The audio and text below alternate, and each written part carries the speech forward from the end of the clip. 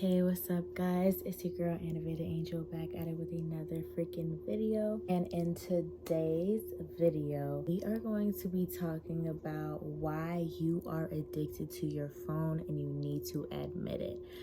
So, if this topic is interesting to you, if you want to hear what I have to say, if you want to leave your opinion down below, I would really appreciate it. And let's just have this conversation going and flowing. I post videos every Tuesday and Thursday, so subscribe if you vibe, but let's get into it. So let's be real.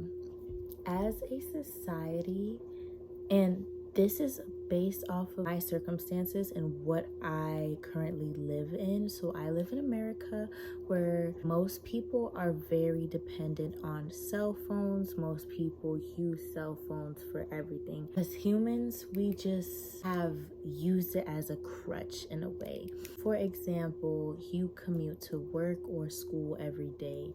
You are going to leave your house at a certain time, but say if you take the highway or you live in a major city, you're probably going to see if there's traffic on the road. Or say you're walking down the street, what are you doing? You're listening to music, you're talking on the phone, you are using your phone, you're always using it, right? How are you communicating with your friends, right? If your friend is not physically with you, how are you communicating with them? You're communicating through the phone. You're either calling them, you're texting them, you're using social media. We'll talk about that later, but that's how you're using it. What are you doing to capture a moment? Are you capturing a moment on a camera? Some of us are capturing a moment on a camera, but then what do? We use the camera, we transfer it right onto our phone. So what we can do, we can post it, right? So everybody can see it, right? Or if you don't transfer it to your phone, you transfer it to your laptop, and many of our laptops are connected to our phone. Yeah, guys. When you have intrusive thoughts, when you have things you want to keep to yourself that you don't want anybody to know, where do you put it? In your notes app. Your phone knows your schedule. It knows where you park your car every day. It knows what time you go to work, when you should be leaving.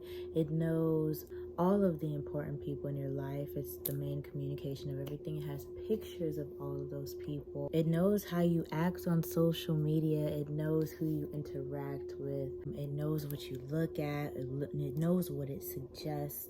We'll talk about that later as well. But your phone starts to know a lot, right? And if you're living in 2023 and you've been aware of what's going on, there's this thing called artificial intelligence, right? So they created this machine for it to gather data and start to learn, right? That's what the robots are becoming, blah blah blah blah blah blah blah. But as a society, we have become so reliant on the phone. And specifically Apple, Samsung is doing this as well if you keep all of their products, right? So if you get Samsung, right? But you go ahead and you get one of those watches, right? So now the watch is around your wrist. It starts to know your pulse. It starts to know all of your health information. It tells you when to sit. It tells you when to stand up. When you're not physically touching your phone, now your phone is just on your watch, so you get notified. When you're constantly being notified and you're constantly being drained and overwhelmed and your whole world becomes electronics, you start to become disconnected in the real world. Or you might feel like, after I spent all this energy just doing so much stuff on my phone, I feel like I wasted so much time, and I have all these different things in the real world, I guess, that I need to do. Or like, what would we call the internet world, I guess? So you have your internet world and all of the things you want to do on the internet world, and then you have things in your physical world or your real world that are also affecting you. I guess they're trying to turn the internet world into what we want to call the metaverse, right? Your phone, it starts to get all of this information on you. It starts to learn who you are, and it starts to build you as a character. And this is all of this information that it's tracking on you, all these cookies that you're accepting, all of these things that you're just agreeing to and you're not reading. You're agreeing to a lot of stuff. You're agreeing for your phone to get all of this information and Apple to know all of this information and for it to sell it to all of these companies. All of these companies are buying all these people's data, buying these data because they want to know how they can sell you these products. They want to know you as a consumer. It's called consumer research. They want to know this product here. This is going to be a perfect product for Sarah. She loves yoga. She loves to hike. She loves fashion yoga stuff. I don't know. She loves TikTok. She loves quinoa. You know, she loves all this stuff. So this Pilates set that goes with yoga or whatever, they're going to start pushing this idea of Pilates on you, right? All the new yoga instructors is starting to do Pilates class, right? Because they want to pay these influencers to start to get these ideas in the consumer's minds, right? Then you start to see it. That's cool, right? That's cool. Okay, how are we going to get this product to be accessible to her? All they got to do is put it in the market, and then everybody else in that same market is going to do the same thing or relatively close things or have their own spin on it. Marketing 101. If you guys have any questions, you know, you can get some professional advice from me because I do have a marketing degree, but this is amateur advice. Get multiple opinions. But also, guys, do any of your own research with this topic about the phones. So anywho, where were we going?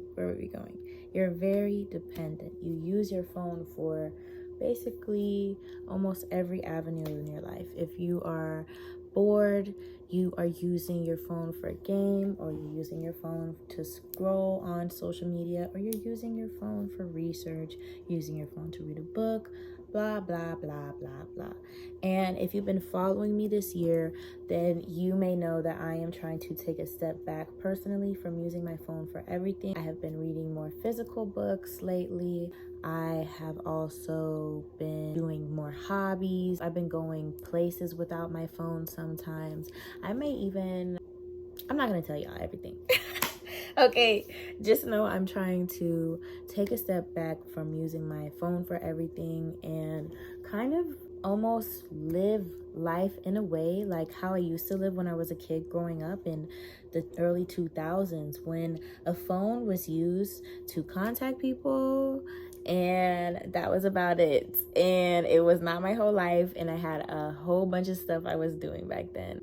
In order for me to do that, I felt like I needed to cut my relationship with something that I was starting to have an unhealthy relationship with, and that is with social media. I decided to... Okay. Let me backtrack.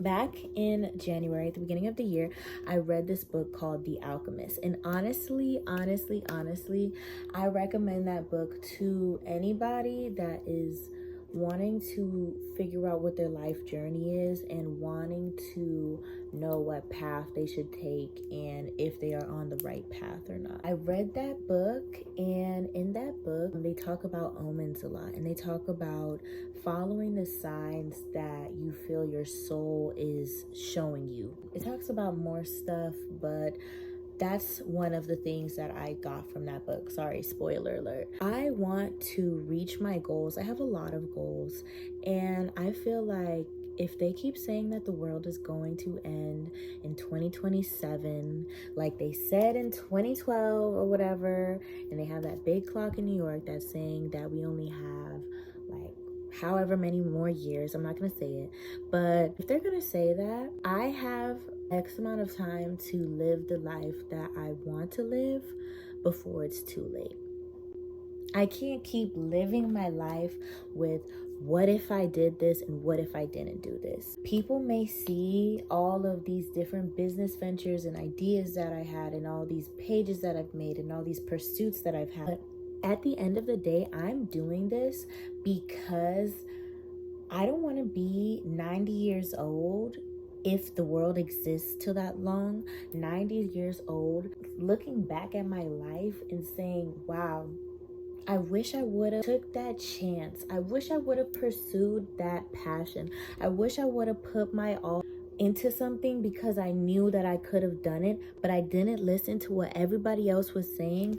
Honestly, I don't want to live my life with regret and being held back by fear of myself and fear of what I'm capable of and the fear of others and the judgment of others. At the end of the day, you know, if I don't know where this rant just went, but if I am going to be the one that's in the casket at the end of the day, I want to have lived the life that I always dreamt of, that inner child me would be proud of, that I could live the life and fulfill the dreams that I had always envisioned for myself. And I'm pretty sure a lot of people have felt that way. Or I hope so. I really hope you guys have something that you can be passionate about, that you feel like pursuing, no matter what anybody else says. And so in order for me to fully put myself towards my goals and fully feel like I had to do these steps in order to be in the right path from reading that book, in order to reach the dreams that I've always saw for myself, I felt it necessary for me to cut out all distractions. And one of the things that was a biggest distraction for me was screen time on my phone. And I still am working on it, but I spent so much time scrolling on social media. It was ridiculous. And during the pandemic, I feel like was the most time I spent scrolling on social media because I felt like there wasn't much for me to do. Also during that time is when I started discovering my passion for trying multiple different hobbies, I guess. But during that time, I was becoming involved more in social media. I was already involved for a long time in social media. I have had social media since 2012.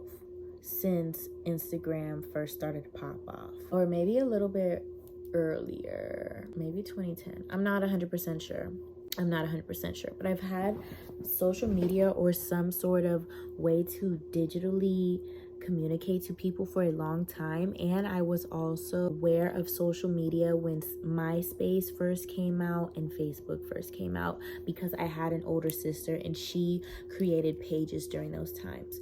So I was aware of social media from a very young age. And I also found my love of YouTube at a very young age as well. I maybe was like 6 when I first found out about YouTube because my sister was showing music video. But yeah, guys, I was shown emails, all of this stuff growing up. So social media and the digital world and the internet has always been a part of my life for a long time. And as I grew up, I realized that social media became a part of my daily routine. So I would scroll on social media, I would check my friends' stories, I would text people, and then I would like be in real life or whatever. But when I was in the pandemic, I was on my phone so much. I was so I got TikTok before the pandemic, just to let y'all know that. I actually had Musical.ly back in the day. I had TikTok for a hot minute. No. I had TikTok in 2019. Let me not guess. I had TikTok in 2019. And me and a few people made TikToks or whatever. And I should have really been consistent back then because I could have been up. But whatever. It's fine. And I was like FaceTiming people all the time. I was texting all the time, whatever. And then it just became a part of my daily routine. Like, wake up in the morning, don't want to get out of bed, roll over, scroll on social media for a little bit. Gotta get out of bed, get ready, go do about my day. In between the days, scrolling between social media. I'm eating a meal. I'm scrolling on my phone. I'm waiting in line for something. I'm scrolling on my phone. Or actually, I don't really do that because I like to be aware in public. I'm hanging out with people. I don't feel like talking. Oh, I guess I'm just gonna scroll on my phone, check people's stories, interact, like, tweet, whatever. Like, I'm about to go to bed. I'm scrolling on my phone. Like, you know how much time that is? You look and you see the screen time. It's like, dang. I was on my phone for 12 hours on average a day. Half of a day, I was on my phone scrolling. 12 hours. What's 12 times 60? Okay. 12 times 60. Let's see. 12 times 6. 72? 720 maybe? We'll put the math on the screen. 720 minutes of scrolling on my phone. Maybe that doesn't sound like that much. How many minutes is in a day? Okay, we're getting off topic here. Half of your day is gone scrolling on your phone. Okay, maybe it's not 12 hours. Maybe it's 8 hours. 8 hours. That is a third of your day. And you know how long you sleep for? 8 hours. So that's 2/3 of your day gone. So how much of your day do you have to do everything else? Go to school. Go to work. Drive your car. You know what I'm saying? Do you know what I'm saying? You don't have, no wonder you don't have time for nothing else. No wonder you don't have time for that. No wonder you don't have time to pursue a hobby that doesn't cost no money, that you're not getting no money from. That's what people don't do nowadays. People don't have no hobby that they're not making no money from. People have passions, of course, but like a little hobby. Why aren't you reading a book in your spare time? Oh no, because you want to scroll on your phone. You don't like reading books. Oh, sorry. Okay. Why aren't you painting something? You know, it doesn't have to be perfect. Why don't you paint something? You used to like painting when you were a kid. Oh no, that's too much work. I don't feel like buying no supplies. I don't feel like doing it. Excuses, excuses, excuses. Oh, you woke up early? Oh, you could go work out because you said you was going to work out tomorrow. Oh, you don't want to work out? That's too much work. You would rather just scroll on your phone. Let me get into some more reasons why I deleted my social media. So this is not the first time I deleted all my social media. And I feel like when you delete your social media nowadays, it's low-key called a cleanse, or like you're detaching from the world or whatever. I realize I've been talking for so long. Hopefully, if you're staying this long, thank you. I appreciate you. I really don't know how long people be watching my videos for, but if you made it this far, I really do appreciate you. I'm gonna wrap it up soon. I'm like detaching from the world because I was just so tired of reading the same conversations. Like, Krishan and Blueface, blah, blah, blah. Kim Kardashian, blah, blah, blah. This influencer, blah, blah, blah. And people used to not care about celebrities that much, but I feel like during the pandemic, people more stopped caring about celebrities as much and cared more about influencers. And then influencers started to fall off. All those TikTokers started to fall off. Like, nobody cares about Charlie D'Amelio, Addison Rae.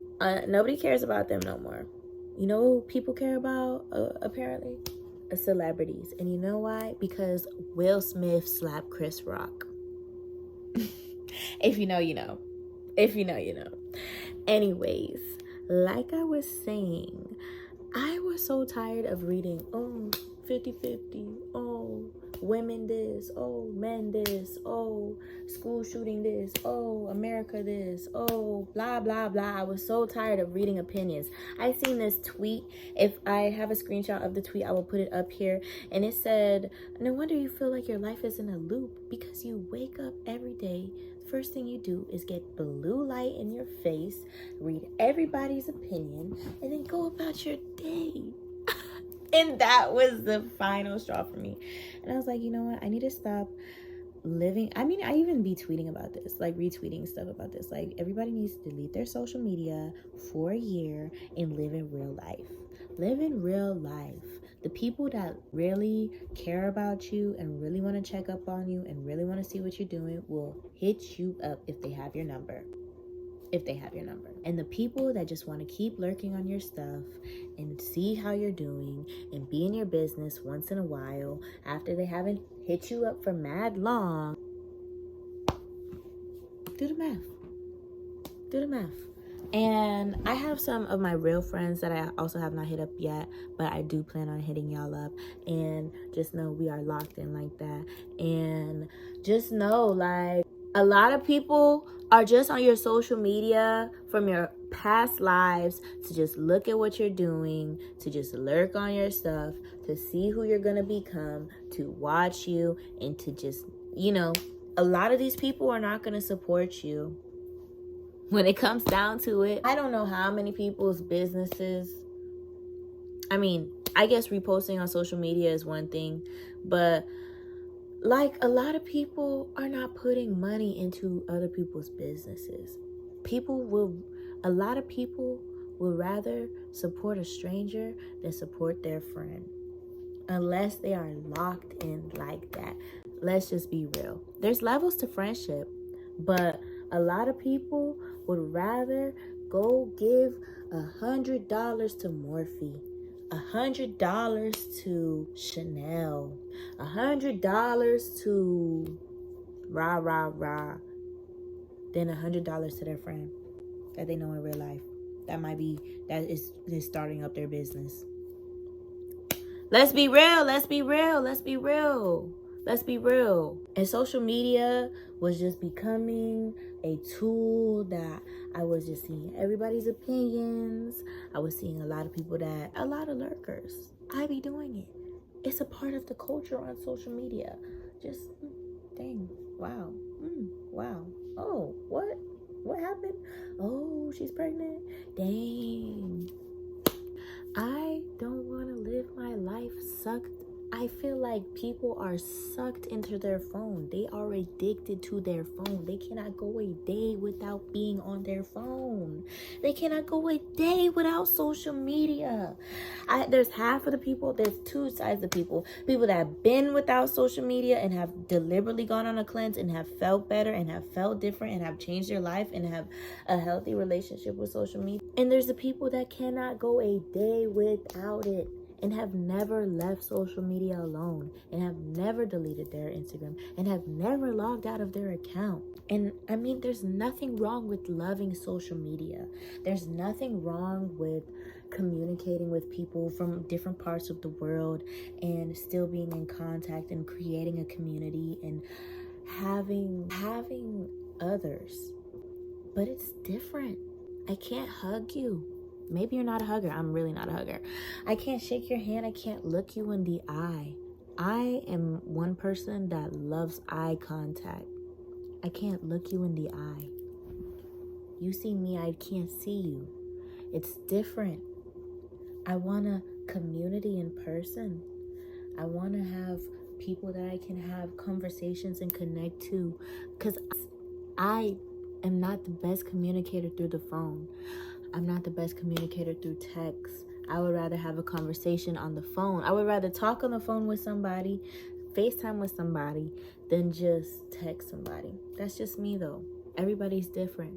But what I encourage you to do, if you made it this far and you want to take a change in your life and you don't want to be so sucked into your phone, you see that everybody else is, and you want to make that change and you want to encourage other people to make that change, I would encourage you to start taking the baby steps to build a little bit of a distance between you and your phone.